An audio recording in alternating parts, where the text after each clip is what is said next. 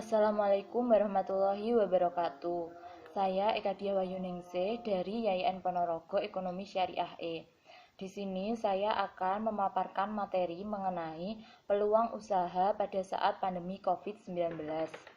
Yang pertama adalah profil usaha dan bidang usaha. Usaha yang saya pilih untuk saya jalankan pada saat seperti ini adalah usaha menjadi seorang reseller. Untuk produknya saya memilih produk barang-barang kebutuhan atau perlengkapan wanita. Usaha ini saya jalankan dengan sistem online. Untuk bidang usahanya, bidang usaha ini termasuk bidang usaha dagang. Mengapa demikian? Karena dalam usaha ini saya tidak memproduksi barang, melainkan saya membelinya dari supplier, kemudian saya jual lagi kepada konsumen.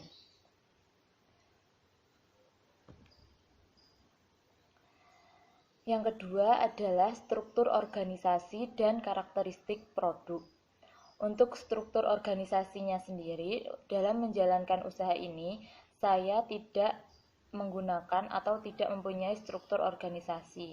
Mengapa? Karena dalam menjalankan usaha ini, saya menjalankannya seorang diri tanpa ada pegawai atau anggota yang lain. Jikapun harus digambarkan, maka gambarannya itu hanya ada dua, yaitu supplier dan reseller. Kemudian untuk karakteristik produk, di sini saya menjual barang-barang kebutuhan atau perlengkapan wanita seperti pakaian, tas, aksesoris, dan lain-lain.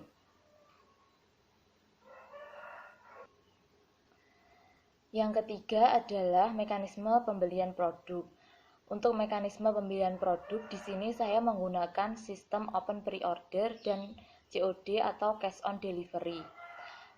Untuk tahap-tahapannya yaitu yang pertama, saya melakukan promosi melalui media online, yaitu dengan membuat story di aplikasi WhatsApp. Kemudian para calon konsumen atau konsumen akan memesan barang yang diinginkan kepada saya. Setelah itu, saya menyampaikan pesanan dari konsumen tadi kepada supplier saya. Setelah barangnya siap, maka saya akan mengambil barang tersebut yang nantinya setelah itu saya akan menyerahkan kepada konsumen yang telah memesan barang tadi.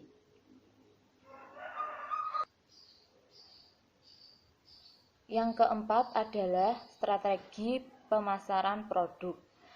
Di sini pemasaran yang saya gunakan adalah pemasaran melalui media online. Media apa yang saya gunakan yaitu aplikasi WhatsApp melalui pembuatan story di aplikasi tersebut. Mengapa saya hanya menggunakan satu aplikasi saja?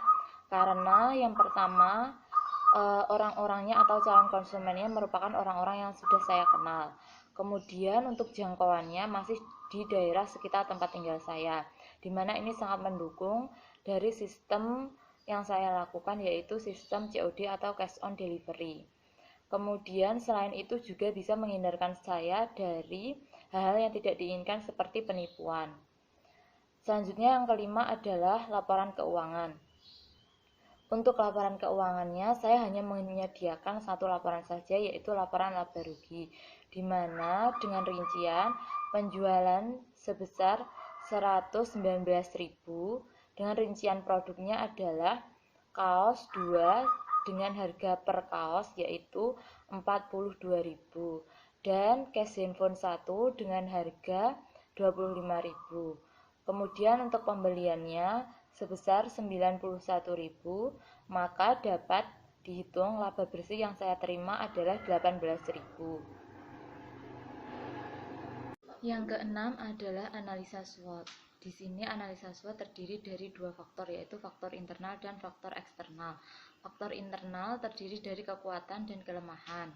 Kekuatan dalam usaha ini adalah selalu menjaga kualitas barang yang dijual, selalu berusaha memenuhi setiap permintaan dari konsumen atau customer.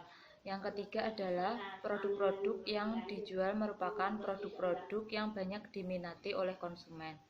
Untuk kelemahannya, di sini ada 3. Yang pertama, barang tersedia dalam waktu yang cukup lama.